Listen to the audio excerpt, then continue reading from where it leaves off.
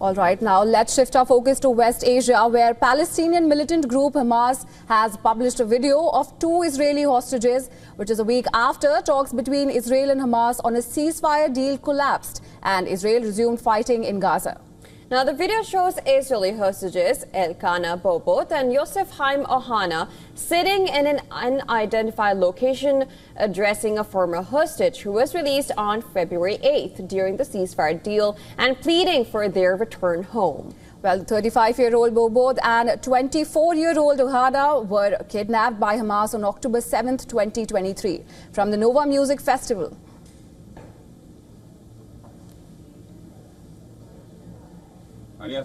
I am prisoner number 21. I am prisoner number 22, and until yesterday, I had a name, and I had an identity, and I had hope. Today, I am just another number. Let everyone know you know how much suffering we are going through all the time. You know how it's like during wartime and how it's like during ceasefire deal. I haven't been released yet. Explain to them how hard it is for me. Every day here is hard for me without my son and without my wife. Tell them how much I suffer. Hostage Bohbot has a 4-year-old child and a wife. His family reacted to the video with a statement appealing to Israeli Prime Minister Benjamin Netanyahu and U.S. President Donald Trump to secure the hostages' release. Meanwhile, the Israeli military has issued fresh calls to evacuate parts of Gaza's north as Israel pressed its renewed bombardment and ground operation in the Palestinian territory. The IDF released a video claiming that it targeted trucks used for terrorist purposes in Gaza, including the October 7th attacks. Well, Israel's military said it intercepted a total of 3 projectiles launched from the Gaza Strip. Both Hamas and its allies, Islamic Jihad, said they had launched rockets towards Israel. Now, following which, the IDF issued an evacuation warning for Palestinians in the Jabalia area, saying that it is a final warning before the IDF carries out strikes in the area.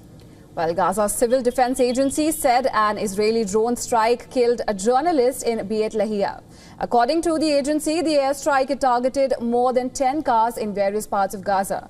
Journalist Hussam Shabat's car was hit in one of these strikes near a petrol station. The health ministry in Hamas-run Gaza said 730 people have been killed since Israel resumed bombardments on the Palestinian territory on March 18th.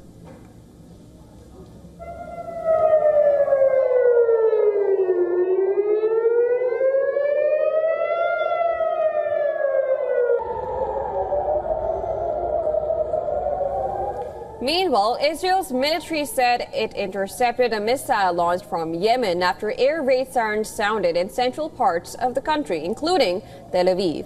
It is the 6th time the military says it has intercepted a missile launched from Yemen since last Tuesday. Furthermore, the United Nations said a strike on its buildings in Gaza last week that killed 1 employee and injured several others was caused by an Israeli tank, a claim which is disputed by the country's government. Now, Israel's military said its forces operating in Rafah in southern Gaza fired at a Red Cross building after mistakenly identifying suspects inside and feeling a threat to the force. An ICRC office in the southern Gaza Strip was damaged by an explosive projectile on Monday. Meanwhile, Egypt has floated a new proposal aimed at restoring the Gaza ceasefire deal.